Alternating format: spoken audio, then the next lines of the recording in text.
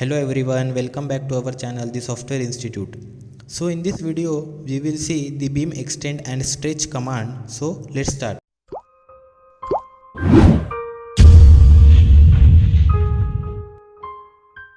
So here I have considered two beams for the references, beam number 1 and beam number 2. So double click on the beam number first, and here you will see our beam length is 5 meters. So just close it. Then in geometry tab you will see a stretch beam command is there. So first select the member and then go to stretch beam option.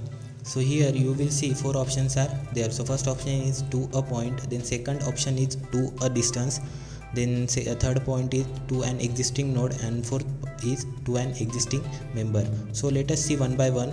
So first, as we can see, our beam length is 5 meter. So if I want to extend this beam up to 8 meter, then simply I select the beam and go to stretch beam. So here simply I put X as 8 meter and just apply it. Okay, so here you will see a beam is extended up to 8 meter. Okay, so here you will see length also, it is 8 meter. Then the second option is through a distance. So for that, select a beam first and again go to stretch beam.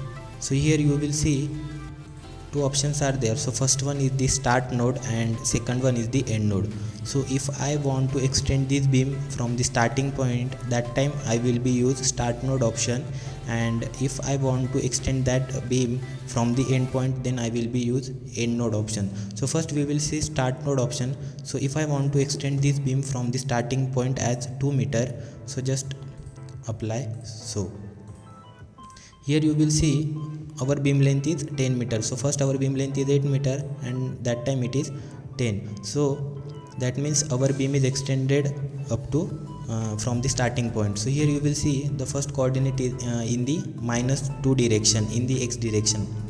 So that means our beam is extended in the x direction from starting point.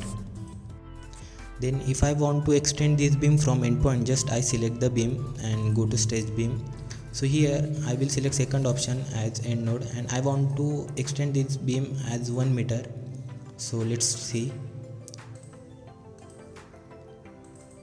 So here you will see our beam length is 11 meter. That means our beam length is extend from the end point. Then we will see third option, that to an existing member. Here you will see the third option, that to an existing member. Okay. Suppose we have to extend this beam in x direction at a particular coordinate, then that time this command is used. So for that I will be consider a random coordinate here.